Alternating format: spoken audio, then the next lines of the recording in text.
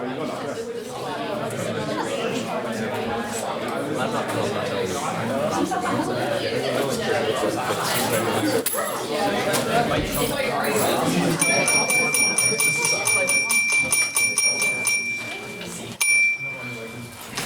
declare this the 19th Ordinary Meeting, the 176th session, duly constituted, and call upon the Secretary to read the minutes from the last meeting. I'm going to break my laptop. I have a disclaimer here before I start any of these minutes that these are Dermot's, and he asked that I edit them, and I refuse to edit them, so they are as they are, apart from the title and all the details which you forgot. On March 27th, the Queen's University Belfast Literary and Scientific Society convened for the 17th Ordinary Meeting of the 176th session to debate the Dufferin competition motion, "This House regrets Western intervention into global conflict." The meeting was opened by the new Vice-Chancellor Deputy Provost, who offers generous and encouraging remarks to the Society. Guest Chair Professor Alistair McSparron then offered remarks about peace, conflict, intervention and war before announcing the motion, "This House regrets Western intervention into global conflicts." President and Acting Secretary Hamill announced laveries for the debate, after the debate. Internal Convener Misha Gerard raised maiden speakers announcing that we'd hit 50. Or we're on course to, I think, at that stage. We then moved to private members' business. Hugh Child raised Nigel Farage's 10th job as UK ambassador to company that sells nappies. To respond was Tom Burns, HLM, Noah Rouse, and President Emeritus Calvin Black. Misha Gerard raised the leaking of the group chat that held attack plans on the Houthi insurgents in Yemen. Responses were heard from Thien, Luca, Tom Ray, Sean Lundy, Misha Gerard and Hugh Child. We then moved to President's questions, which Dermot has wrote. These were very confusing. All he has wrote is Misha Gerard, Tailte McSparron, Tom Burns, HLM and Noah Rouse. Remarks were then heard from Suzanne Martin about her father, Edmund James, former President of the Society, as she handed over the Dufferin Medal. We are very fortunate to have her brother present too, who flew in from Toronto. First in the proposition was Jack Steele, which is me. Jack said he would be speaking about morality. The British Empire controlled 25% of the world, he said. They civilise, educate and develop. However, Jack said the states do not intervene for moral reasons and said interventionism fails because of nationalism and realism.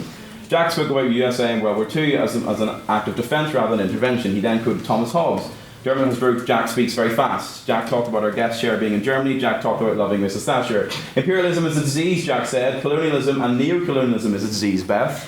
The day of empire is gone. He closed saying the states deserve the right and dignity to protect their sovereignty. First in the opposition was Beth Lynam, who opened by pointing out the irony in Jack's anti-imperialistic attack. Beth touched on World War II, saying the Soviet Unionism is bad, Dermot. What? Marshall Plan good. Beth lived in East Berlin, and her father knew a man who tried to escape East Germany. Iraq is a concession. Countries look to the West for better political conditions and values. Beth lamented the lack of free speech in countries, speaking about Afghanistan and how women had better rights under the West than they did under the Taliban. Second on the proposition was Elliot Dickey. Elliot talked about the moral argument of Jack, which I think is very questionable. Elliot opened on the cost to home countries as a result of intervention. He talked about the deaths in Afghanistan and many more as a result of post-war conditions. He talked about the fiscal cost of war, saying that it's intolerable, and said that there's £22 billion that's been spent directly on foreign war. Second in the opposition was Henry O'Reilly, and Henry opened with saying regret.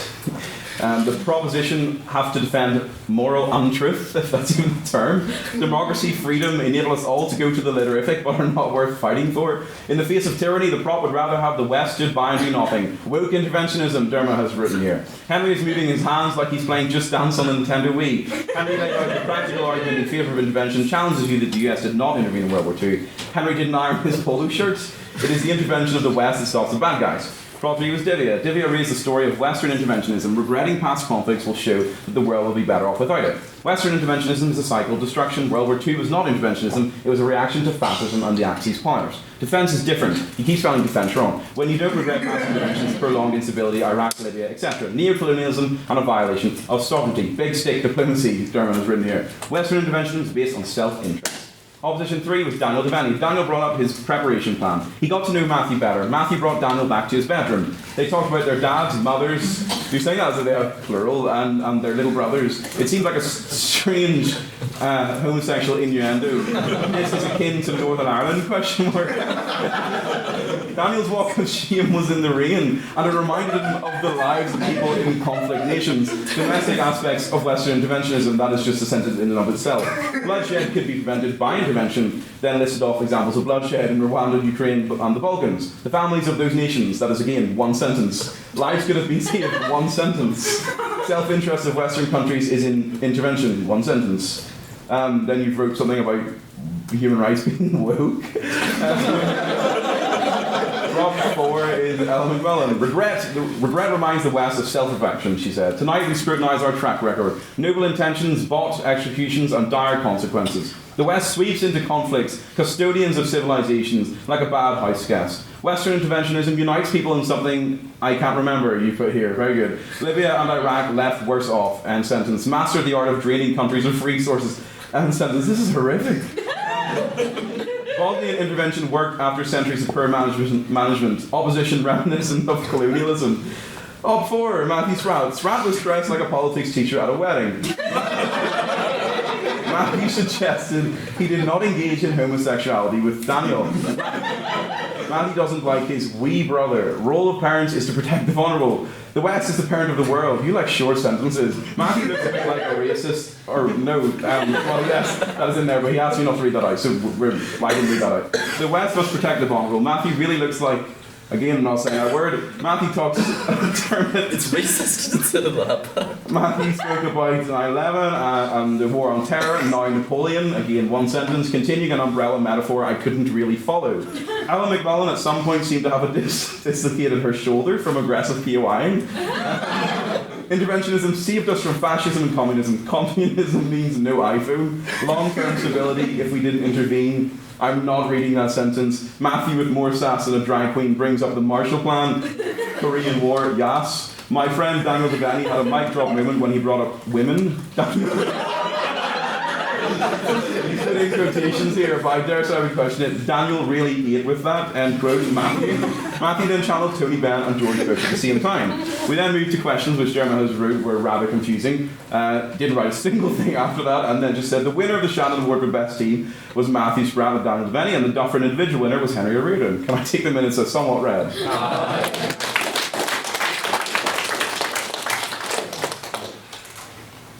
Thank you, Jack, for those excellent and wonderful minutes that lasted 8 minutes. Okay, now it's time for council announcements. If any council announcements. Misha. Yeah, thanks everyone for coming to the Dufferin competition last week. I think everyone who was there before I say that really great success, great debate, and congratulations to all of our winners. Jack mentioned in the minutes that we were ramping up to 50 maiden speakers, so for those of you who don't know what a maiden speaker is, that's somebody who's made their first ever public speaking debut at the Society this year, and with Veronica this week we are on the big 5-0, so that's fantastic.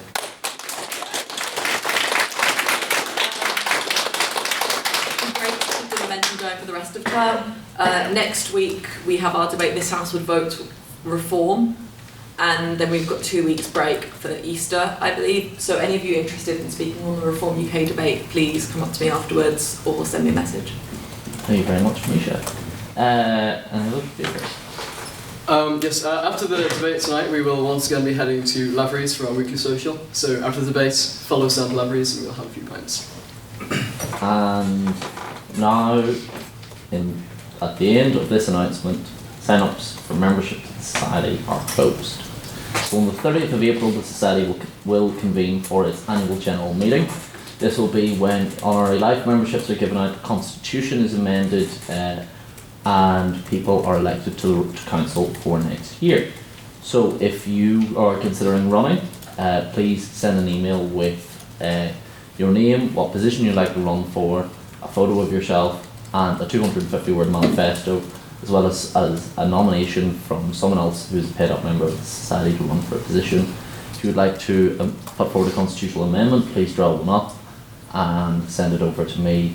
Send all of this to president@blooderiffic.org, and if you'd like to nominate anyone for honorary life membership of the Society, also send a nomination of 250 words to me also.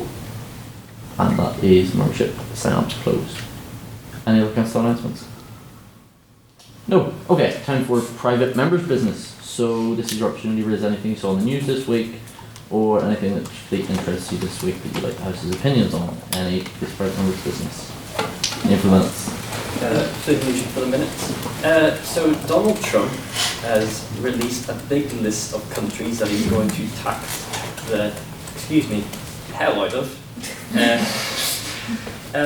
And on this list are some really amusing entries. For example, the herd of McDonald Islands, which have a population of exactly 0 and probably 17 million penguins. So just want your thoughts on some of the areas he's decided to tax.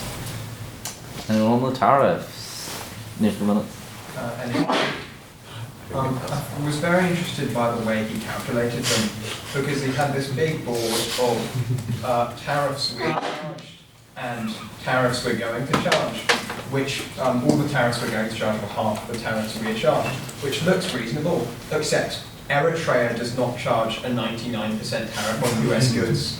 The way he calculated it was with a heavy amount of eyeballing, taking the trade deficit between the US and that nation, and then I think dividing it by the amount the US's trade towards that nation, and then if it was below 10%, he would just say it was 10%, and then add some like post-mortem rationale. The one for the UK was the UK doesn't accept chlorinated chicken from the US, which merited a 10% retaliatory tariff. It's not... it doesn't follow any kind of reasonable economic theory. You can't do economic analysis on it. I've struggled to make any sense of it. Jonathan Massey, but at least we can take solace in the fact that America is pushing back against the big countries, the countries that threaten the global trading system. Countries like Liechtenstein, 27% tariff, Norfolk Island, 44% tariff, or the biggest one of all, Falkland Islands, 42% tariff, St. Pierre and Miquelon, which is about 3,000 people who all speak French, 50% tariff, but to be fair, they deserve that for speaking French. Anyone else? Any for the minutes? Ryan Hay. No, it was an interesting announcement. The thing about tariffs is that it tends to damage the country that imposes them more than it actually damages the countries that are, you have the tariffs imposed on them. So it's going to be very counterproductive. On that basis, I don't think the UK should retaliate, but should probably try to negotiate some sort of economic deal, which I think we probably will be able to, because the thing that really pisses off the Americans is that we've got a digital services tax, which is doesn't raise any type of money at all. But if we got rid of that, we could probably negotiate a deal with the Americans. I think what's great about it though is that obviously there's a 10% tariff from the UK, but a 20% tariff from the EU, which now means that whiskey exported from the Republic will have a 20% tariff, whereas whiskey exported from Northern Ireland to America will have a 10% tariff. I think what this shows is that we really should rejoin the EU customs union and voluntarily take a 20% tariff from America. Anyone else on this? Ciara?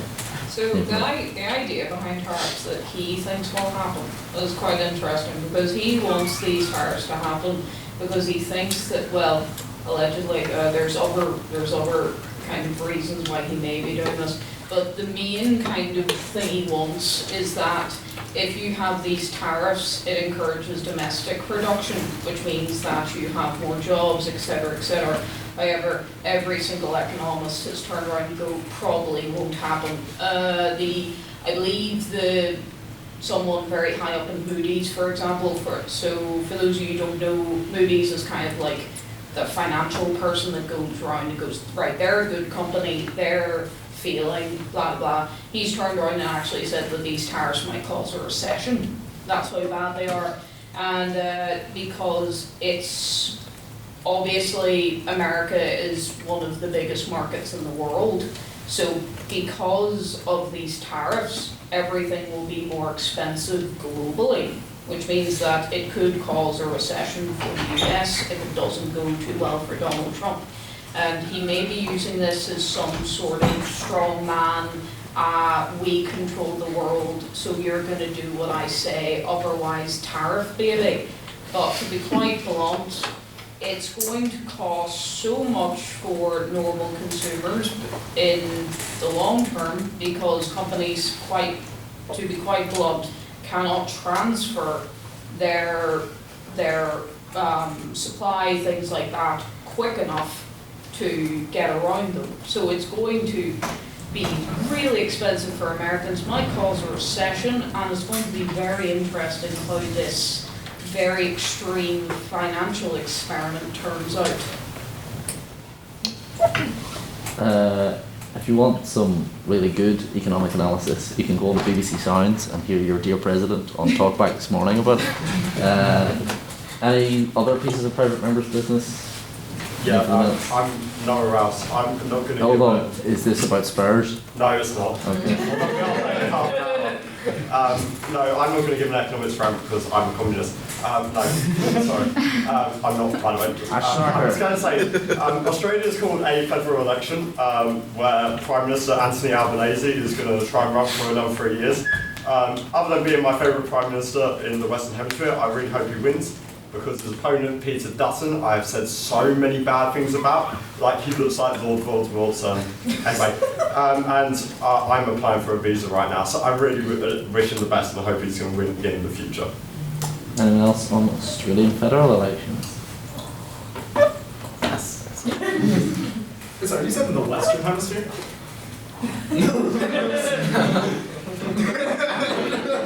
In the world. I just wanted to put on record I hope he doesn't win because he's left wing. Well, I'm just glad that Noah, as a Spurs fan, has an Australian leader that actually has a prospect of winning something. Anyone else? Name for the minute. I was definitely going to say something. Oh yeah, I agree with Ryan and that I hope he loses, but exclusively because I don't want you to get your visa. Nothing to promise. Do you want to stay here? Yeah. That's what John. I'd like to point out for the House that Australia holds the dubious honour of being one of the only countries where the Prime Minister went for a swim one day and vanished. And so, in an act of mourning, they built a great monument to his memory, the Memorial Swimming Pool. And we're proud of it. I do believe Australia is the only place where the Prime Minister defecated himself at McDonald's in the 1990s, although he adamantly denies that. Name for the minute. You know my name? Yes, I do. The members don't. I don't care. The Reagan theme. It's red. There we go. We got that. If Noah does not get his visa, we'll be happy to have them still. I won't. Just, Thank you. okay. Contest. Any other piece of private members' business? Tom Burns, Minister. The Irish language has reared its head again, both for grant civilization and also apparently Greenwood, I found out today. £150,000 to put in Irish language signs in the new Grand Central train station, which apparently is being blocked at today's executive meeting by the DUP. Is this a massive waste of money? Is this a weird political ploy? Is the dictator going to collapse? What does Jack think? All of these questions and more. Thien B. Grant Warren. The only thing I'd say is there seems to be an awful lot of people who aren't from Belfast, don't live in Belfast, who give a massive crap about the signage in Belfast Grand Central Station. I just think it is a waste of money. I will admit, I've studied languages. The Irish language isn't something that particularly bothers me, but they weren't incorporated into the plans. Translink spent £340 million on a bit of an eyesore, a big shiny new bus station, which is actually further away from the city centre than the old one was, and they haven't spent a single penny on increasing services. Public transport in Northern Ireland is terrible, and I think the whole project of Grand Central has been a waste of money from the beginning, and this is just the latest example of money being wasted on it. Can you Ella? For minutes. Luca Barcelona? No, I require your name this week. Okay, fantastic. I was just going to say, I think if that figure's correct, it's only like £1,000, £2,000, then that's such a small amount of money that it feels like anyone who's really arguing against it feels like a real political football. It's just that the names will be on the signs, it'll cost a small amount of money, I don't think it really matters. The working class of the letter of it. For minutes. Beth Lannan for the minutes. I think this is a great idea. 2 reasons. One, it's the only other real language in Northern Ireland. And it's going to be recorded.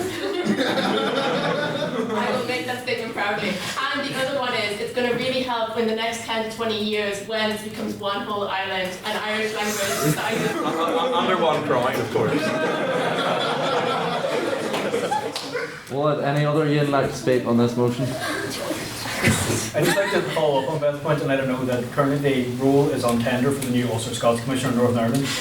Any experience to actually take that role? For like something like 90 grand, am I right? Yeah, it's 90 like grand. If there's something there for you, you're Do it for sabotage. We have the Ulster Scots Society Treasurer. Oh, I did, of course. Would anyone like to speak on that? Flynn Nugent for the minutes. Grand Central is not a waste of money at all, Mr. Grant Warren. I'm sorry, I've been using is public a- transport it is most a of my great life. It's a pretty waste of money. monolith that, it's increased the capacity of our public transport system. Great Victoria Street Station was a big 1960s brick of a station. It had 4 platforms. It was constantly congested. It would often take me about 35 minutes to get in from Lisburn to Grand Central by train. It now rarely takes anywhere over 25 minutes with the new station because it can handle more trains. Yeah, but you can't get a seat. There's plenty of seats in there. Like 24. It's roughly the same colour as the building. Aren't you blind? Order! Just more like You also can't buy fags and anything, so, I'll put it on record for Noah. I mean, hearing you complain about mobility on the train is frankly quite cute. But I have to agree, the station is a massive waste of time. You can only go to 2 places, and even then, I think more people go to see Marks and Spencer's inside than they actually do to get a train or a bus. I don't go. Labour member tells Northern Ireland they waste money. Ciara. To be fair, what I will say is it's kind of like, so for those of you who don't know, I now live in Carryduff, which was supposed to be where the extension for the Geiger would reach, but now the government has announced that they are no longer out. They're no longer getting that bus out to Carryduff. Instead, it's going to cover the exact same route that the 7 bus already covers. So, how do I put this? The government, I don't think, has the right priorities in transport, where I do find it kind of annoying, where we had, like, let's face it, not the best bus and train station on the planet, but got the job done. And instead of focusing on actually expanding the transit system to west of the band, things like that, or putting actual tram lines down or something like that, what we have instead done is get a big shiny new building that is far too big for its purpose, and it's kind of funny because every time you're in it, it's really empty and it's very noticeable and there's no tourists. And you think there'd be tourists? Nope, not at all. And it's kind of amusing to me. Anyway. Alright, that is time for President Running to be over. Now it's time for President's questions. It's your opportunity to ask me anything. I was going to make a number of very pertinent points. Okay, go ahead. No. This is not the Jack Steele show. It's very shortly not going to be the Dermot. No, private member's business is over. It was described it was provided its adequate 15 minutes as prescribed for in the Constitution.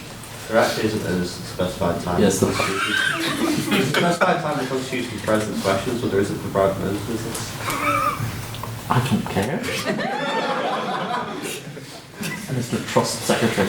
Now it's time for President's Questions. This is your opportunity to ask me anything non-political this week. So, Jonathan. If you could put tariffs on one uninhabited island, which uninhabited island or islet would it be? Rockall. So I'm going to bring some prize members. Obviously, Cory Booker broke the record for filibuster, but previously Ted Cruz did a filibuster and started reading Green Eggs and Ham by Dr. Seuss. So if you were to filibuster a bill, what book would you choose to read? The Literatic Standing Orders. Do you harbour any political ambitions to become the second Australian Prime Minister who has gone missing while Scotland, or alternatively dedicated himself into the Well, I was not around in the 1990s, so that leaves me to go missing while swimming. Problem is, I can't swim, so I imagine I wouldn't put up a very good fight in the other role. So I shall not be contesting the Australian federal elections, as I don't really believe in Australia anyway. Thanks over there. Given that you earlier said this isn't a Jack Steele show, does this imply that you believe that we should rename the Litterific podcast to the Dermot Hamill Show for the remainder of your presidential tenure? I actually do believe the Litterific podcast was called On That Point, but that's a joke for some of the oldies in the audience. Anyone else? Ian Smith or Ian Pearson?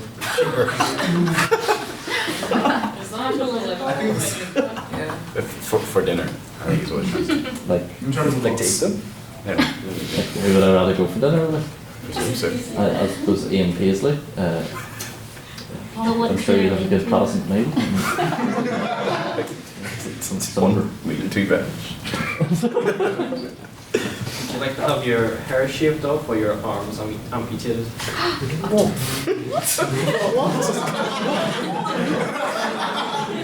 So you have people like Ron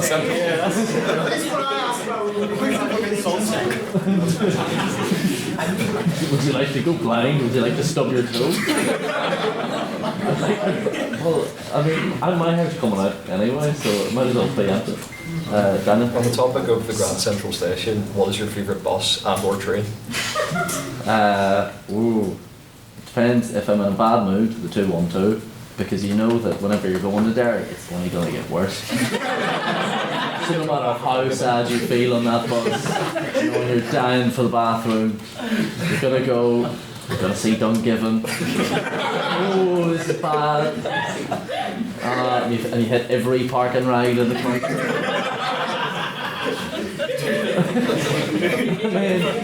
and then you reach the city of Derry, where there is nothing but bridges and the dole. And Tom Burns' family. You?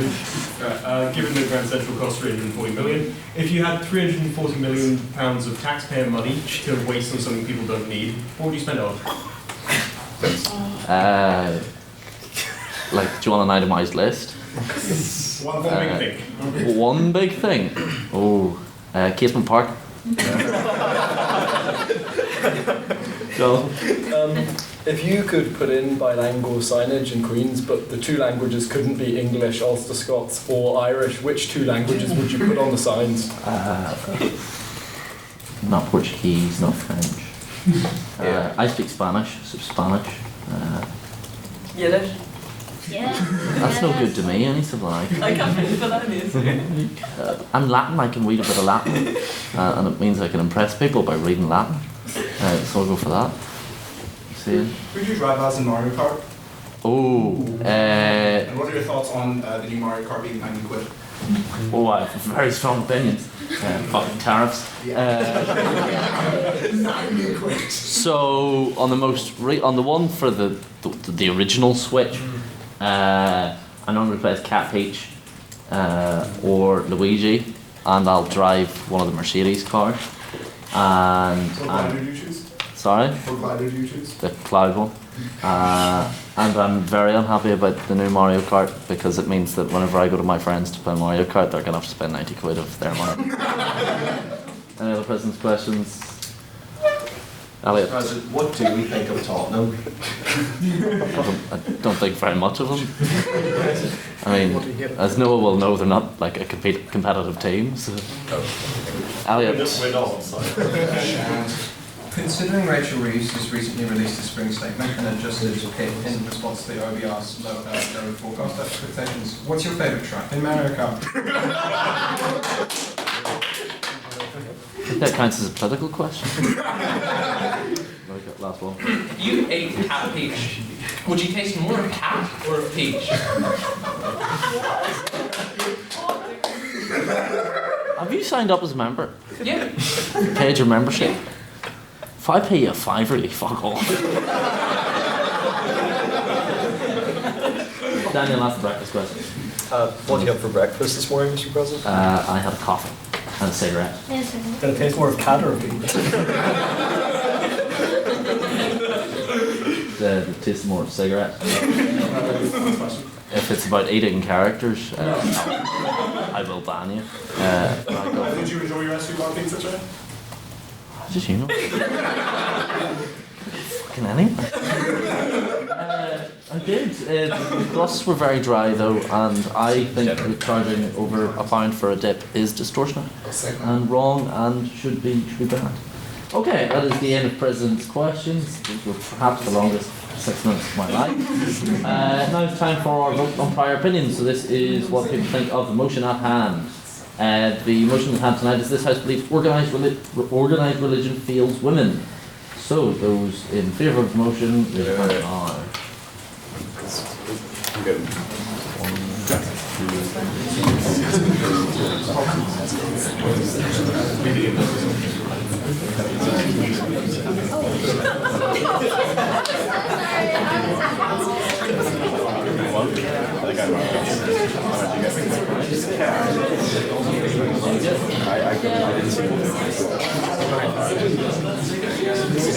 Order.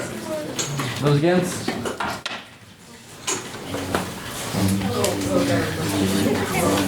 Six, 7, 8. Yep. And those that like abstain? Oh yeah.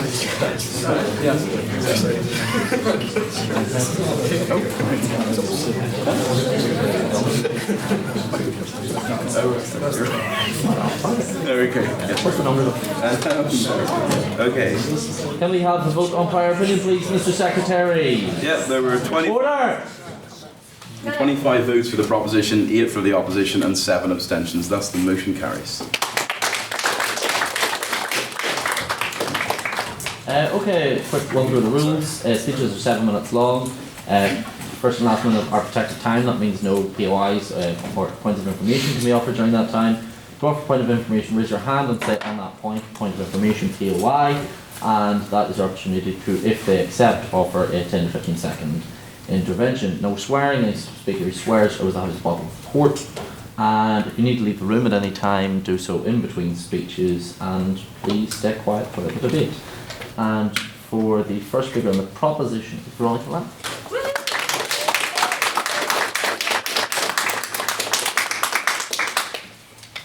I only have 7 minutes. Yes. Okay, give me a second.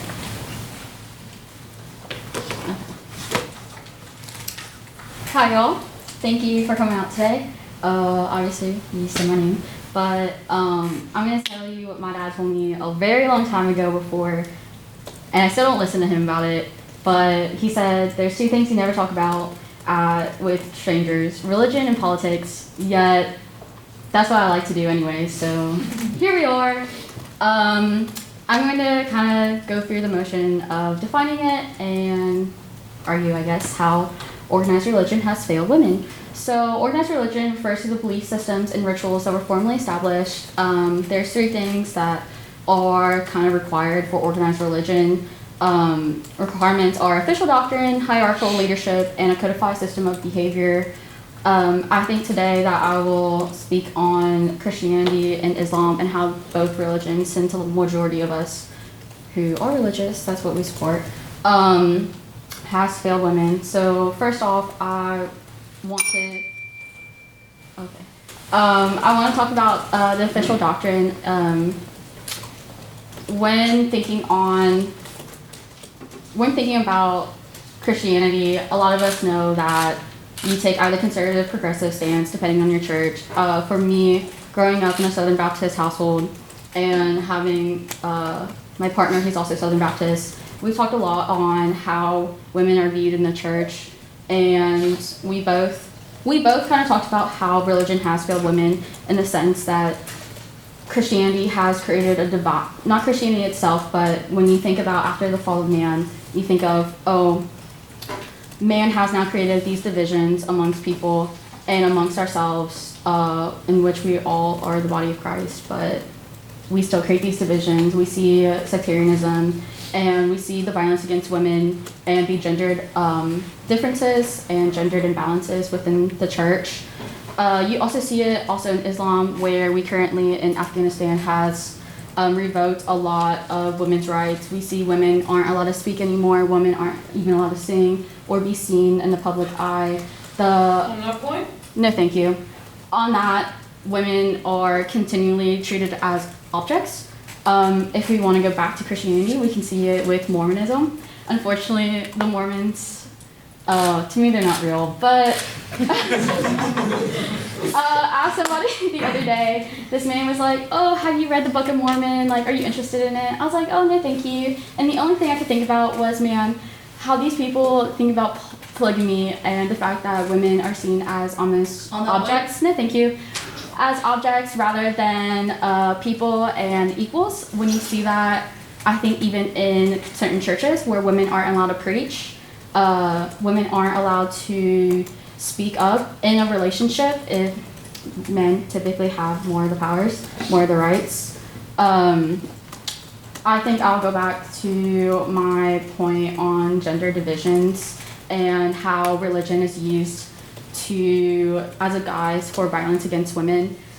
We obviously know that there's a big issue here in the United Kingdom and in the US on gender-based violence and how women are often seen as objects or they have no right to their autonomy.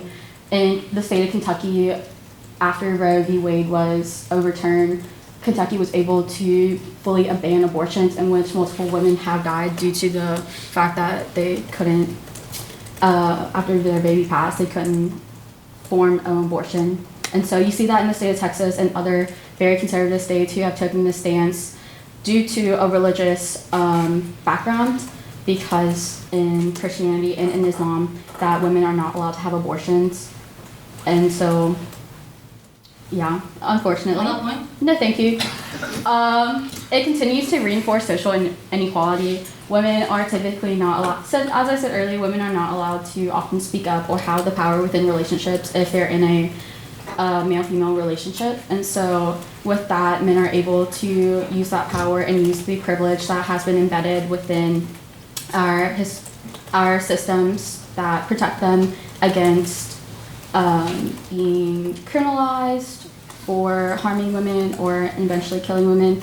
We saw that with the new show, The Adolescents. If you haven't seen it, you should watch it. The rise of right-wing media and its indoctrination and hatred against women using the manosphere and misogyny and how essentially men hold the privilege and that men should be able to take what they want. We saw that with Donald Trump saying, I won't say it, but you know what I mean, that with that rise of right-wing conservatism, especially not only in the US, but also across Europe, that men are more prone to now violence because it's being treated as, it's normalized. With the show Adolescents, if you haven't seen it, sorry, I'm gonna spoil it, he killed his female classmate, a 13-year-old kid killed his female classmate because she not only was bullying him, but she also denied him on a date. And we see that across, unfortunately, everywhere.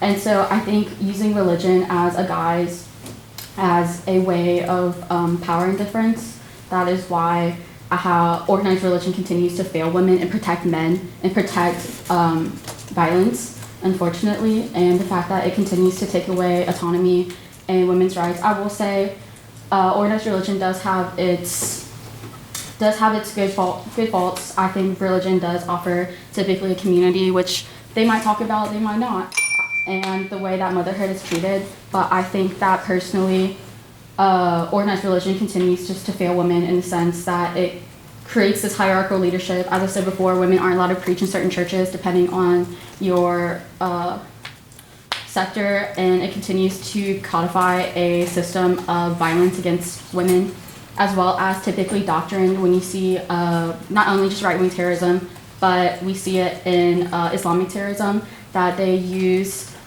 their religion to justify violence not only against women, but citizens and children. And so then with that, it continues to perpetuate a institution of violence. And so, but for the proposition, and I think I only have 50 seconds left, or 10 seconds left, but thank you.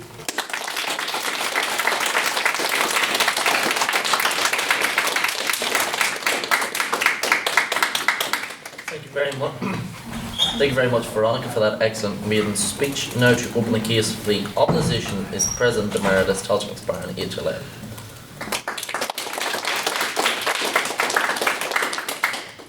Good evening, members of the town meeting. Before you sit the accused, witches, who should be burned at the stake for their sins. Women who can read and write. This one claims to be an engineer. What are you engineering, broomsticks? My own team, unholy, impure women with the devil's fiery red hair and Goody Hamill. I know you're not a woman. You're still a witch. Thou shalt not suffer a witch to live. Every woman in this room should be taken and burnt at the stake as God intends. And why do I say this? Is it because I'm religious? Is it because I'm doing the Lord's work? No. It's because I'm a misogynist. You see, the proposition's argument may be spellbinding, but it's looking pretty flammable. Because to say that religion has failed women is to say that every single ideology, including feminism, has failed women. We do not live in a world where ideologies exist alone and do not interact with each other. Since the first hunter-gatherers put stone on earth and called it home, men have acted like women are their property. There is 12,000 years of oppression that is deeply ingrained into society, the idea that men are better than women. On that point? So no, it is not religion that has failed women, it is the patriarchy. Oh, take it. Wouldn't you say that patriarchy is basically linked with religion?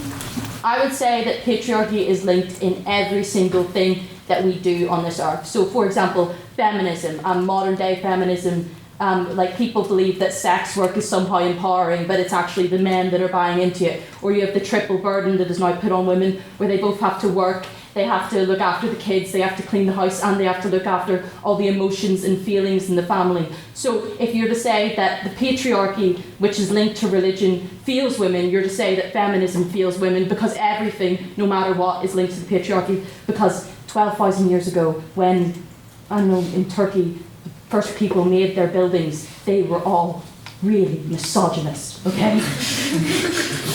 And I intend to show you this by looking at the role organised religion played in liberating women throughout history, specifically looking at Christianity. Pre-Christian Europe is a place where a woman had one option in life, to marry. And this wasn't some sort of Pride and Prejudice, you know, they all lived happily ever after type of marriage. This was forced. They may have been Romans, but they were not into romance.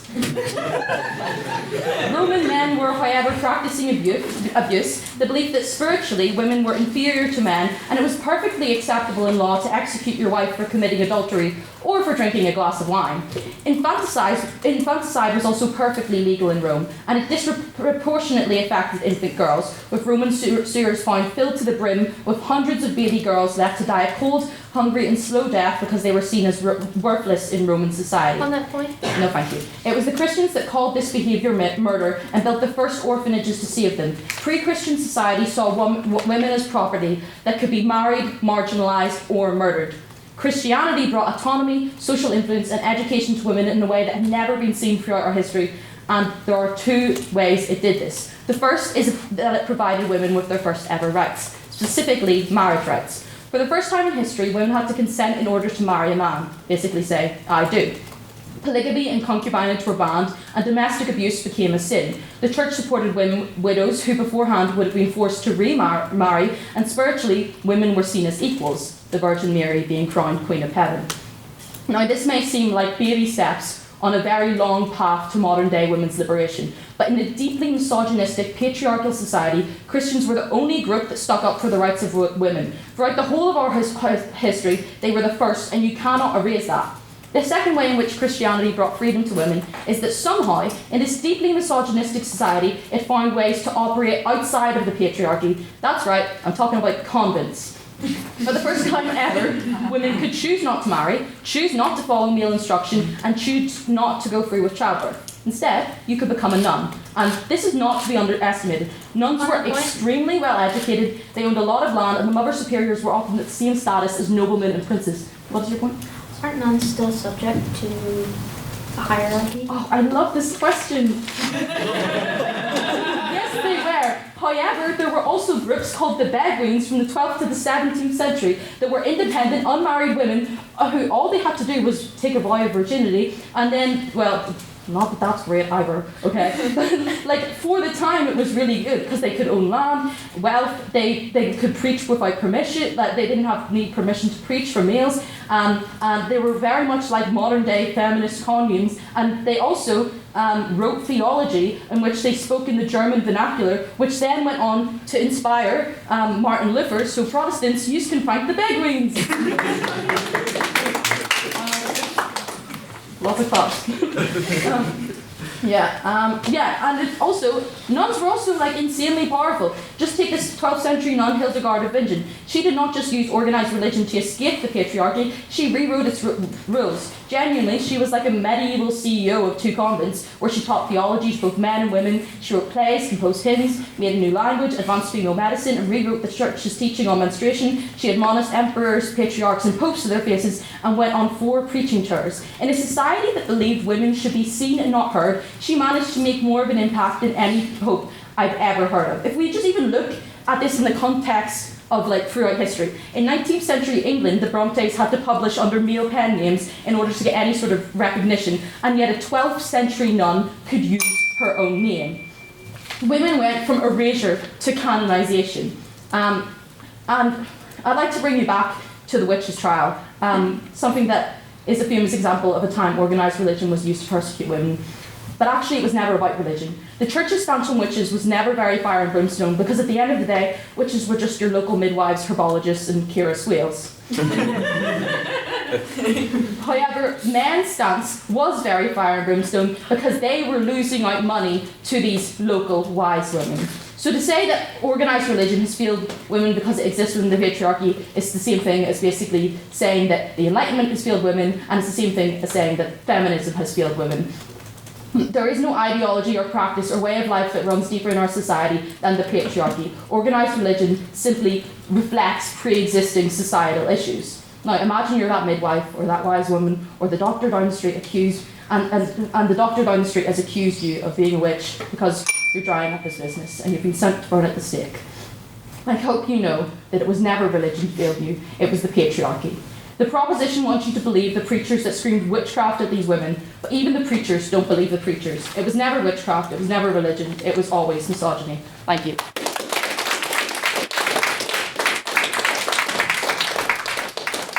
Thank you, President Emeritus McSparron, for that fine speech. Now to continue the case for the proposition is Gráinne Donnelly.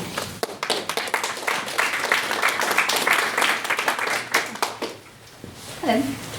So first of all, I'd like to express that myself nor any of my speakers on the proposition are trying to deny the sense of community or the sense of protection some women may feel from their religious institutions and their customs. And we're also not here to deny the role that the patriarchy has played. However, what I am arguing is that these customs cannot account for the institutional neglect, abuses and cover-ups committed by these institutions. I'll cover 3 areas. 1, religious institutions are a cog in the patriarchal machine that reproduces exploitative ideas. 2, the ideas expressed in religious texts that the opposition may present cannot justify the abuses committed by these institutions. And 3, the hypocrisy of the church, demanding women to conform to the ideals of the church relating to their bodies and relationships that can only leave them vulnerable to exploitation and abuse. So when it comes to organised religion maintaining and reproducing patriarchal demands, they will inevitably spiral into abuse. There is a blatant truth, as Todd has in some way pointed out, there is a blatant truth that has been demonstrated throughout human history, that the patriarchy has not been built for women and will inevitably fail them. Religious institutions don't exist separately from this. They're a cog in that machine. Their religious texts were written and interpreted by men, with rules and customs decided and enforced by men that cannot favour women in the long run. Encouraging women to be meek, policing their behaviour, demanding them to submit to their husbands, and wrapping this up in a little parcel to be gifted to women as a sense of security does not protect them. In the long run, it will ultimately doom them. As we know, organised religion often box women into the roles of the mother, the doting wife, the caregiver. And whilst these roles are important, yes, the women that choose to deviate from these norms are often looked down upon in modern society even today. On that point? No, thank you. They're less than the women that choose to fulfil these roles. However, these women don't win either. The toll that childbirth takes in the body and the mind are overlooked and even demonised. There's postpartum depression, loneliness is swept under the rug, and the emotional burden that women have to shoulder from their husband and their children, also while maintaining a relationship with God, can be extremely isolating. The ideas expressed in religious texts can only go so far in justifying institutional abuse. And up until this point, the pictures that I've painted may be seen as something reminiscent from the 1930s or 40s, but what cannot go unmentioned is the tragedy of the Magdalen laundries here in Ireland. Operating between 1922 and 1996, the abuses of these laundries run by the Catholic Church remain a little fresher in everyone's minds. Over 10,000 women and girls were imprisoned, forced into unpaid labour, and were subjected to physical and psychological abuse. These girls were unmarried mothers, daughters of unmarried mothers, victims of sexual abuse, those deemed promiscuous, wards of the state. Girls who fell pregnant from sexual abuse had no one to protect them. No church was willing to stand up for them in this case. Instead, their victimhood was swept under the rug by an institution that was supposed to protect them in the first place. My point is... On that point? No thanks. My point is, the admirable ideas expressed in the Bible did nothing to protect these girls from the abusers. The church that damaged these girls didn't essentially heed the Bible's words. On that point? No thanks. Not only that, this is something that has been replicated over periods of time in various places. For example, the residential schools in Canada and the United States that abuse and erase the culture of Native Americans. Hold on. At one point, do we realise that the sentiments expressed in religious texts have failed to protect women, especially when faced with a pattern such as this? Demanding women to adhere to their demands on their bodies and relationships that leave them vulnerable to abuse. In certain communities in Nepal, now I'll butcher the name of this actual practice, I'm not going to say it. In certain communities in Nepal and parts of India, particularly Western Nepal, a practice rooted in Hindu beliefs deemed women impure during menstruation and childbirth. Women and girls are also forced to live in a small outhouse and face the threat of abuse, wild animals and insects, some even losing their lives to dangers such as snake bites. There was one girl, I think she was 21, that lost her life due to smoke inhalation from a burning fire in a completely windowless hut. Food and water can't be handed to them, it has to be thrown or flung or pushed towards them, and they are forbidden to touch certain items. They struggle then to find accommodation as university students, and they're not allowed to live on top floors of certain apartment complexes because of their menstruation and because it would make sort of their landlord look bad in certain ways. In certain parts of the world, menstruating women are forbidden to enter the church, worship, or study religious texts. Now, in what way does this benefit them? Why should a natural, biological process isolate them from religion and learning about religion and worshipping? This may not be true for certain Western churches, but the prevailing stigma of the weak, fertile, obedient woman causes damage that can be hidden by the idyllic image of the nuclear family. And what I'm essentially trying to say there is that sometimes with Western churches and Western ideologies, the image of the nuclear family can also make like a lack of positive mental health, loneliness, isolation seem far more swept under the rug, and it's not as blatant as abuse, like throwing a woman out during a period of her own. As I've stated, this debate is based upon whether or not organised religion ultimately fails women, and I believe it fails them in the long run. Yes, the Bible, the Quran, certain ideologies, they provide a certain element of protection, they provide a community value, they provide maybe a sense of security for some women, and they can provide maybe a relationship with God that women can't deny. However, these harmful values will ultimately fail women because they are so intrinsically kept in with the patriarchy that is destined to fail women. That was never built for women to begin with.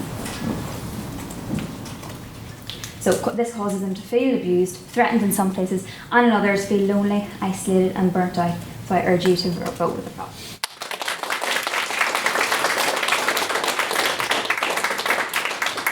Thank you very much, Gráinne, for that speech. Now to continue the case of the opposition, Beth.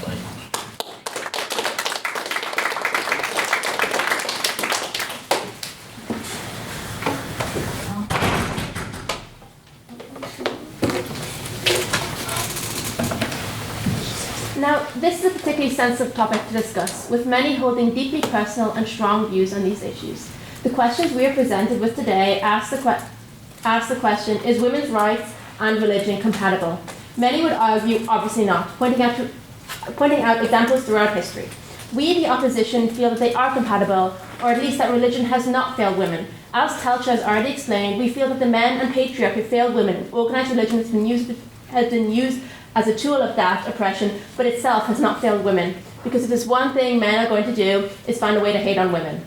Now this is a bold claim, so I will be backing these up by focusing on how our ideas of morality were influenced by religion, how our modern laws, many of the progressive ones, are based on religion, and how those come together to benefit women in the long run. First, I want to talk about morality as a concept. What is morality and where does it come from? Morality is basically the categorization of actions into right and wrong. Now, where does it come from is kind of more complex, so bear with me as I give you the abridged version of the Wikipedia page on the evolution of morality. So basically, morality exists in animals, most social animals like ants, dogs, monkeys, etc.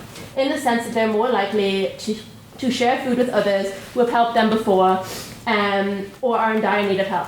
This exists to give these animals the best chance of survival as they survive best in packs. Humans evolved with this simple morality because, again, we are social creatures and rely on each other for survival. But scientists believe that we were hard-coded to only be able to deal with between 100 and 200 people, so most struggle to deal with more. And this is where the idea of religious morality comes into play. Humans are inherently moral to around 200 people, but struggle to do the same with more. When societies evolved and people started living with more than 200 people, that's where problems arise. It is the age-old question of nature versus nurture, and the answer is both. It sounds crazy, especially if you're non-religious, to say that you need religion to be moral or to be good. But that only comes after millennia of religion. Because even if you aren't religious now, your beliefs and societal beliefs are based on whatever religion is the most popular in your society. For example, the 10 Commandments, the moral foundation of the three Abrahamic religions, Judaism, Christianity, and Islam. Now, the beginnings are pretty basic religious doctrine. You should have no other God before me. You should not worship idols. Do not take the Lord's name in vain. Then it gets more interesting because God through Moses feels the need to tell people to do not murder, do not steal, do not commit adultery. These seem like pretty basic things, but their mentions imply that this was not something that people inherently took as fact. Because even as you see today, which you can even see today when people commit these heinous crimes. Now, that's a very basic, like murder is bad, guys, don't kill, religious law. But there are more complex laws that have a focus on women and specifically their rights. In ancient Mesopotamian law is the first time that rape is defined and criminalized. It's not perfect with marry or rapist law existing, but considering it was written thousands of years ago, it is quite progressive.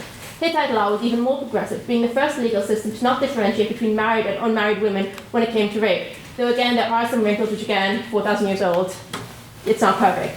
This is different from ancient European laws, with Roman and Greek laws not criminalizing or seeing an issue with rape until the Code of Justinian in the 6th century CE that made rape fully illegal in all circumstances. So when you look at these discrepancies, with the older, less developed societies are more progressive on women's rights compared to the newer, and all relative newer, and more developed societies are less progressive on women's rights. Both had organised religion, but only one of these groups failed women in a very key way. They were either great to women, no, but they weren't great to people in general, with slavery being very common, so I wouldn't argue that they inherently failed with their very existence. Instead, I would argue, as the rest of the opposition would, that the issue is men and the patriarchy. Men chose to allow all these terrible crimes because it suited them, not because God told them to. In fact, most religious texts refer to women as jewelry and highlight their value, which if you truly follow the word of God, you wouldn't violate them so fundamentally. On that point? No, thank you. And to continue on the religious laws, let's go much closer to home. It's a legal system I mourn every day, and continue to prove why the British suck. I'm of course talking about Breton law. Brehon law existed in Ireland for thousands of years, from the Iron Age to British rule in the 17th century. This law was incredibly progressive for its time. It acknowledged that women as almost equal to men, which, considering that's the legal system that exists today, is very impressive. Women had equal rights to inherit and own property. They could preside over feasts and celebrations, and divorce was very easy for them. Crazy to think that this came out of the country that only legalized divorce in 1996 and banned married women from the government until 1975. And Brehon law was inherently religious, with all aspects of pre-Christian Ireland being religious to the nature-loving polytheistic Celts, and then Ireland being Christian for a couple of centuries after, during Brehon law. So why do we have examples, as I've laid out, of organised religion being good to women and supporting them, and then examples of them being bad, as the proposition is laying out? This is because it isn't organised religion. It's men and the patriarchy, and in the case of Brehon law, the British. Humans aren't built for living in a society of over 200 and need rules to not act like savages. Religious law has done that effectively for thousands of years, but that lack of inherent morality in humans means that it's ripe for abuse from people acting in their self-interest. Organised religion has helped women explore the world, make their mark in history, as Tailte explained, but the inherent greed of some people has made that difficult over the centuries, not because of religion. Now, I have to say I'm very excited to join this very exclusive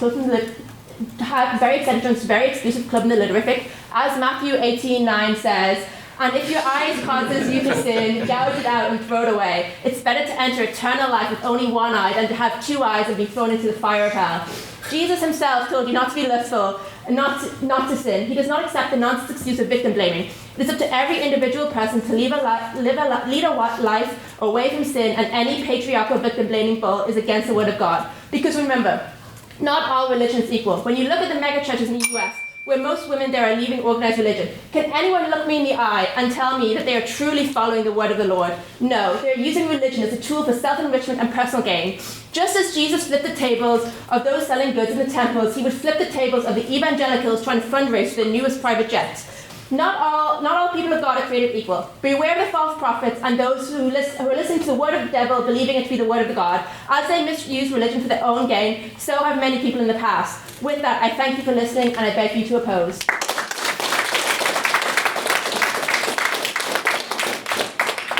Thank you, Beth, for that excellent speech. Now, to close the proposition is Ray Thien.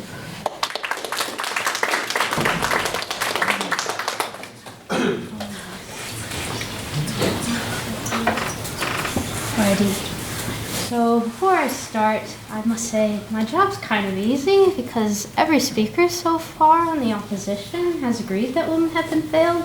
They say it's due to the patriarchy, but organized religion is filled with members of the patriarchy, and we're not arguing about the text. We're talking about the organizational structure of those men who are in charge and hurting women. Sorry, that sounded petulant. I'm sorry. All right. I'll start off by saying I've only been in church twice in my life. And once I was given a full-size fruitcake with green, blue, and yellow cherries for just showing up. And the second, I was asked by a child who knew I was Jewish if I killed Jesus. I said yes. So I'm obviously qualified to talk on this motion. But more seriously, when I was preparing, I remembered something. Only a couple hours ago, I overheard my high school economics teacher say she was chatting with Grace Asaro, who I hated, but she was saying that her church has had to put up signs on the bulletin board directed explicitly towards women to dress more conservatively because, quote, male members of the congregation were being tempted. I'm going to make a pretty safe assumption that women weren't showing up in just a G-string and nipple tassels. But Dermot does. I'm a man.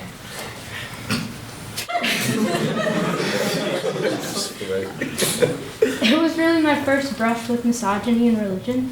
Like, what men were being tempted because a lady's skirt wasn't touching the floor? It just didn't sit right.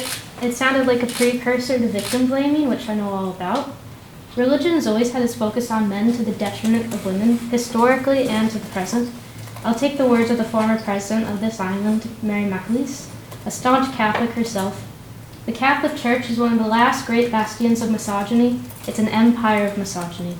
I'm inclined to agree, not just applied to the Catholic Church, but organized religion in general. Women find only guilt, fear, and dependency. I'll continue Grainne's argument, and I'll take you back to not too long ago, to March 2017. An excavation of a former mother and baby home in Thien, run by the Catholic Church, revealed that the remains of 796 children who were buried in a dilapidated sewage tank, ranging in age from premature babies to toddlers. On that point? No, thank you. As well as the corpses of women who were put there after they asked for help. Unmarried women who became pregnant, even against their will, were stamped and branded with the label of sinner. In Ireland, these women went to their local priest and were then shipped off to institutions like them, run by nuns, scattered across the island. There were 5 in Belfast. Witness accounts report isolation, abuse, and poor hygiene. Oh, but there's more. Think of that. You'd just given birth to your child. You were undecided of whether to give them up for adoption, but were pressured by a priest who may be the father, or by a nun who just didn't care anymore and forged mother's signature on the consent form for adoption anyways. And when you discovered that your child was gone, you were sent to another place called the Magdalen Laundry, also scattered throughout the island. There were 2 in Belfast, where you were subject to forced labor. A former inmate of the laundries described it as the most vicious place you could ever live. She said a nun once hit her across the face so hard that she permanently lost hearing in one ear. And her records, and she was one of the few who actually had records. Under cause, the reason she was being sent to the laundry, the word penitent was written. The shame industrial complex sustained itself with the babies that were fostered with nuns, the ones that didn't die. Girls learned nothing of sex in the institution and were more likely to be found pregnant out of wedlock and thus be reinstitutionalized. Now you'll all be thinking, well, this was in the 70s and 80s, this doesn't apply anymore, this is just history, the church has changed, yada yada. But no, my friends, after the referendum on abortion in 2018 overturned the constitutional ban, a priest in Cork suggested bringing back the mother and baby homes and the Magdalen laundries. A frightening concept in the 21st century. No, thank you. Adding on to that, in 2022, Pope Francis, while giving a sermon, condemned violence against women, but used the defense, since mothers bestow life and women keep the world together, let us make greater efforts to promote mothers and protect women. While yes, it is more progressive than previous leaders, he opposed violence against women on the basis of their fertility. In every mainstream organized religion, Catholicism, Judaism, Islam, the big 3, the woman is subservient, looked at as first and foremost a mother. It is even still enshrined in the Irish Constitution at pressure of the Catholic Church, and Iran is another example of a state sponsored and driven by religion, with their modesty laws and the punishments for that stem from breaking of those laws range from 5 to 10 years in prison. Women are told to dress a certain way, to not have autonomy over their bodies, to feel shame for the natural function of their bodies, like Gráinne said. In the Islamic tradition, a woman's not allowed to worship or enter a mosque while she is on her period. It is the same for Orthodox Jews. Women must cover their hair with a wig or scarf after marriage and maintain separation from men while they are on their period and for a period afterwards. Not period, double period.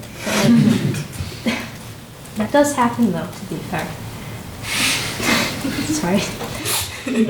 These 2 sects are also notorious for the abuse of women. Female genital mutilation, unlike circumcision, has only negative health effects and is always more extensive than circumcision, chopping right to the pubic bone. This practice is rife in Africa and Asia and is affiliated with predominantly Muslim and Christian-oriented countries. Look at Iran. In Hasidic Orthodox Jewish communities, if a woman's being abused by her husband, her family and friends, even her rabbi tells her to be quiet and not to make trouble. If she gains the courage to leave, she is shamed, stigmatized, and labeled selfish. I'll leave you with a quote that stuck out to me when I was researching, and I think sums up the crux of the prop's argument. The Lord was crucified, and so were women with him. Organized religion has failed women. Quote with prop.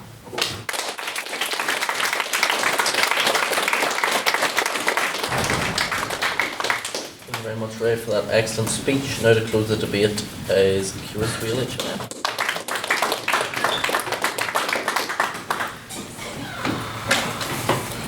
I think the main issue in this debate tonight is the old classic chicken and egg problem. What came first, the chicken or the egg? What came first, the patriarchy or religion? And what we are trying to argue that it is actually the patriarchy that came first. Was it religion that was the issue, or is it power? Was religion the issue, or was it control? Or was religion the issue, or was it some other historical thing that they used to justify their actions? And this is what we see throughout history, that typically religion isn't the main reason why some atrocities occur. Like, for example, an example of this is the Aztecs. So way back then, that it was a common practice that they would take young, healthy boys as strong sacrifices to their god, and they would take them from rival tribes and sacrifice them to their god. Was this to worship their god? Absolutely not. What the real purpose was to subjugate the other tribes so they wouldn't rebel against them, because they would take away their warriors from them. And we see this in multiple different aspects that you actually brought up. Things like Afghanistan, things like all that kind of jazz. Do they use religion to justify it? Absolutely. But I am sorry, if you think that they are doing it purely because of religion, absolutely not. They're doing it for power, control, misogyny. Religion is... No, thank you. No. What I'm going to say is that people do not need religion to be terrible people. They just objectively don't. There are intrinsic emotions that exist within every single person in this room that cause people to do violent, awful things. Okay, why? So, no thank you. So, for example, and what my argument is that even without religion, without these evil institutions, this subjugation, blah blah blah, would have happened anyway. Because there's different reasons that are the main reasons why these things happen. So a good example of this is the French Revolution. So famously an anti-religion revolution, right? We all can agree on that, right? No, thank you. No. It's like, I can't be bothered to get into the niche of like, oh, the Christians, right? Okay, basically, in the French Revolution, which was famously against the Catholic Church, to create the secular society that is France today. No, barracking, my dear, no. Basically, they killed women and children. They raped King Louis's daughter. They killed feminists, actually, for being far too vocal. Do people think that happened because of religion? No, it happened because of anger. It happened because they want to control people. It happened because they were being subjugated as a class. There are multiple different reasons that bad things happen that aren't just religion in these organisations that cause this. Thank you. No. For example, there have been a lot of talk tonight about how in current religious institutions, essentially men subjugate women and men are nasty to women and all that kind of jazz. When in reality, I've encountered a lot of misogynists who are not religious. I've encountered a lot of people who have said some awful things to me who despise religion, think it's awful. For example, in France, love France because they're a secular society. For example, in French society, they did a poll. It's an annual kind of sexism poll that they do. And they found that in French society, famously secular, that 1 in 5 of men said that it was acceptable to hit a woman. 1 in 5. On that point? No, thank you. No. And this is... And now I'm going to go on to another point where essentially what you all are arguing that certain practices within the religion kind of keep women down, right? They keep women down, that there are certain things like being a mother, for example, like being a homemaker, etc., right? Well, what they are not acknowledging is the fact that does it feel the women who actually want to do that? On that point. Who actually want that to be their lives. It's the classic argument in feminism of you're not a good feminist if you're a sex worker, or you're not a good feminist if you want to work in the kitchen and only have children, etc., etc.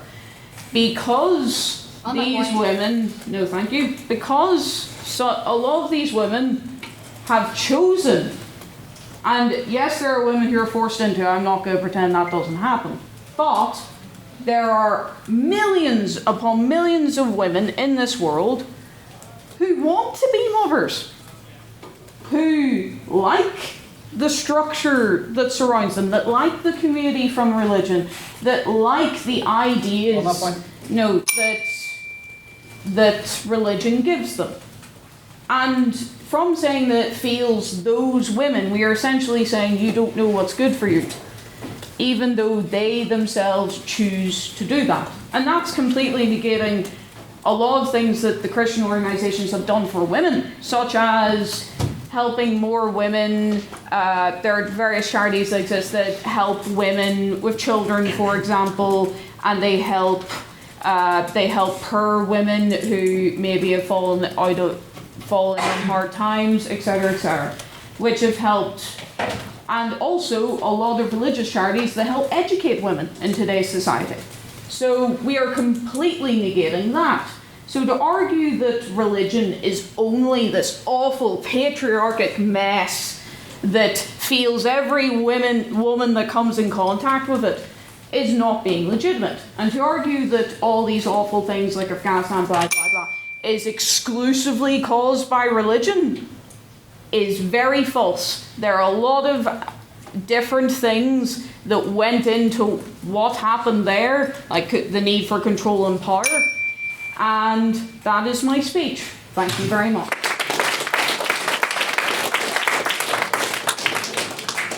Thank you very much, Ciara. Excellent speech.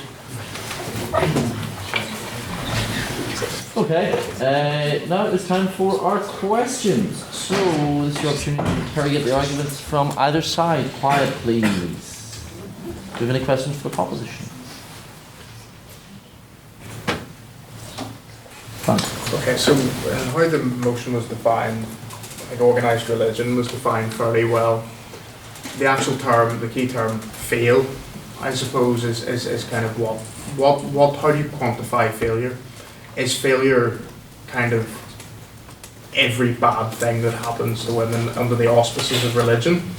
Is failure that it has allowed these other things, these other violence against women within society, that has provided cover for that violence, and that it's kind of that is brushed under the carpet, I think was expressed. What is your kind of definition, or what your threshold, I suppose, for failure in this kind of the sense of this debate? I think failure is difficult to define, failure or success, if that's what they're trying to argue. But I think that failure can be defined as the fact that religion has been used to prop up and create institutions that continually and will fail women, no matter how many changes it can be made through law, through our court systems, that religion is so embedded within our institutions that systemically patriarchy will be successful. And so as women, even if we continue to gain more equality in certain countries or states, we also have women.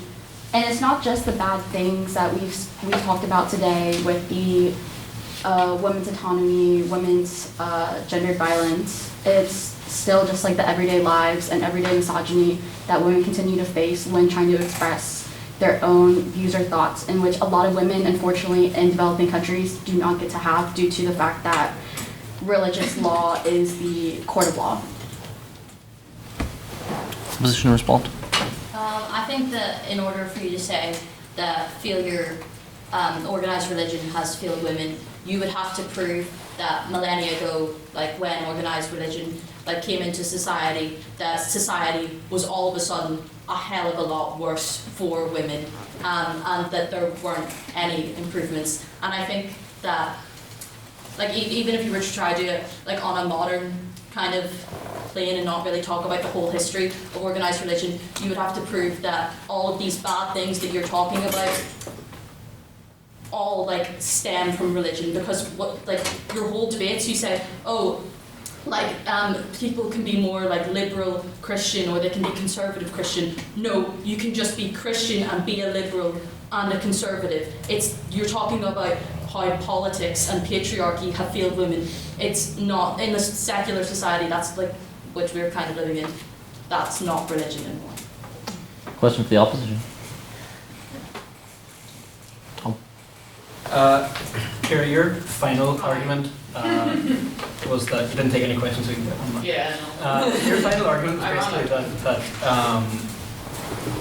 there are women who choose to stay in the home and look after the kids and not work, and that is negated by the arguments of the proposition. But the important word that you used in that argument was that they chose those things, and an awful lot of organised religion doesn't offer that choice. It restricts all choices to do everything except that. So then, thereby, that's not, in that system, that's not a choice to do that, that's an obligation to do that. And that doesn't exactly serve the woman who chooses to do that well. It just means they have to do it. And everyone that doesn't want to do it also has to do it. So that's not really saving women, that's just giving women a thing to do. And some women like it and some women don't. But that's not serving them any justice really whatsoever. That's giving them a singular option. Respond. Right, so what I will say is that in most organised religions, there is an avenue for, again, this is a very, when I'm arguing this, it's very difficult to, that I'm speaking about this from a Western perspective, but the thing is, in most organised religions, like for example, if I joined the Christian church today and decided to never marry, and I decided to be just myself, most people wouldn't care. You can just do that. My pastor isn't going to automatically think I'm an awful person for doing that most of the time. Now, what I was more talking about is that with them, they were saying that with the institutions of religion, that it is automatically going to fail women because they're always being forced into it. And that's the issue there, that they're always being forced into it and they always don't want to do it, which is not true. And that is the issue. For example, in Islam, it's an option whether to wear the veil or not, according to the vast majority of the Islamic faith, right, that is represented in the world. And that's where the issue comes in, where you have to acknowledge that for a lot of women, they do want to live their lives according to those doctrine and actually find it benefits them, that they do love being mothers and they do love to stay at home and they do love to do this. And that you have to acknowledge that those people exist as well as the people who maybe feel that they are forced into it or they feel that they are pushed into it. And again, the majority of religions, you can leave and join another. The majority of them. In our society, if I decided, you know what, I don't like this denomination of Christianity because I find it a bit too, I can't wear this, for example.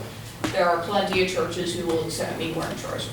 There's plenty of churches out there that will, accept me as I am. In most religions, there's denominations in a lot of different religions. So you can choose to, again, depending on the massive thing of Afghanistan, things like that. But in our society, typically you can choose to leave the religion and you can go somewhere else, for example. You go. Well, you brought up that in our society that women can choose, obviously, to be mothers. And with that, yes, community comes from, it can stem from church, it can stem from just who you, or your neighbors and stuff like that. But I think when you say, in our society, what about, and talking about organized religion, we're not just talking about Christianity and Islam and Hinduism. We can also talk about organized religion as cults. You can talk about religion and organized religion in many other ways in which women aren't still giving that choice of being mothers. You see and for example, I'm going back to the Mormons. I'm so sorry. I mean, these, or even like the cult in what, Texas? Is that? Yeah, Waco.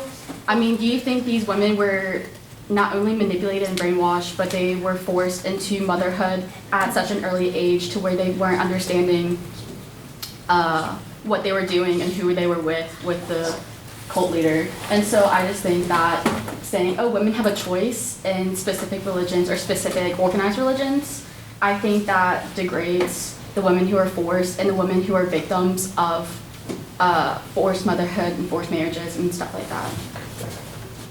Okay, do we have an abstaining question?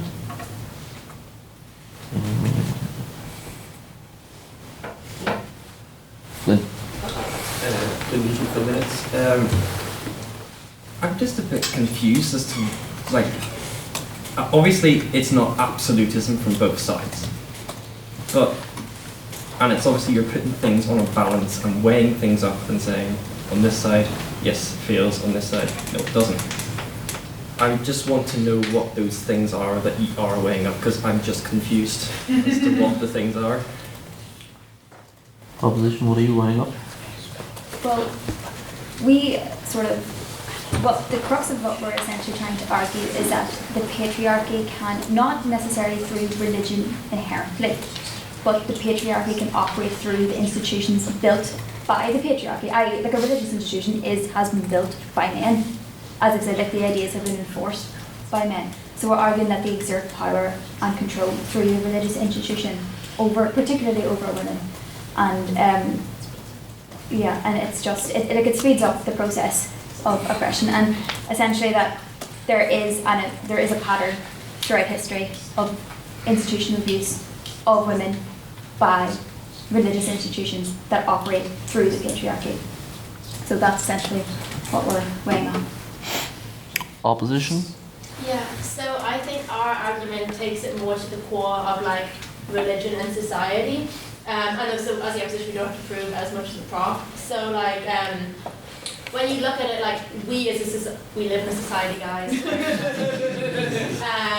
And that society has been built on religion as a fundamental. All our morals come from that. Like if you look at like thousands years ago, before like we were really society-wise, if you look at the body of like a female, she has gone through constant pregnancy and like all that kind of thing that you can see is like probably not as consensual as probably should be. And when you add that morality factor into it, that comes from religion, as I talked about in my speech. And that like when we think of good and bad, we think of it from a very religious perspective. So on that very, very fundamental fundamental fact, religion has benefited as a whole, and there has been bad aspects. We do acknowledge that, but I think you can pick and choose. Cherry picking, guys, love that. We can cherry pick and they can cherry pick. But I think we picked better cherries in our. Yeah. Thank you very much. Now it's time for our vote on speakerability. This is not who you believe won or which side you agree with. This is which side you believe spoke best. So, if you would like to vote for the proposition, raise your hand now.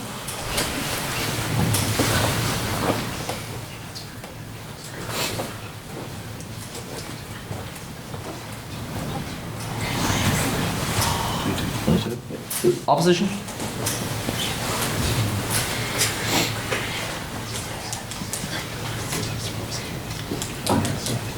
Okay. Yes.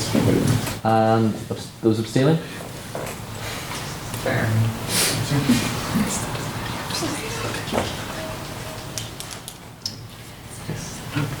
Can we have a vote on speakerability, please? Is there a second? There were 22 votes for the proposition, 10 for the opposition, 9 abstentions. Thus, the motion carries.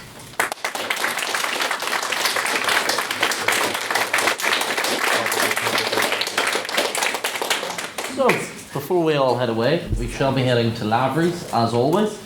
As I announced at the start, on the 30th of April, we will be convening for our annual general meeting.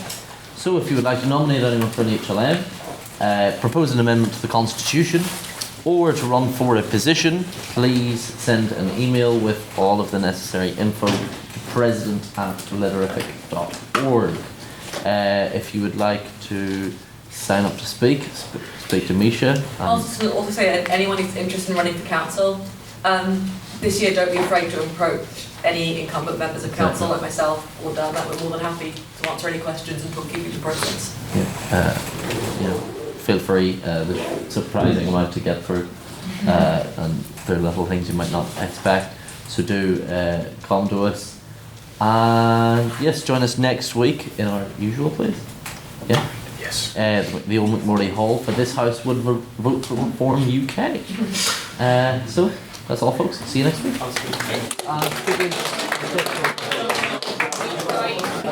I've also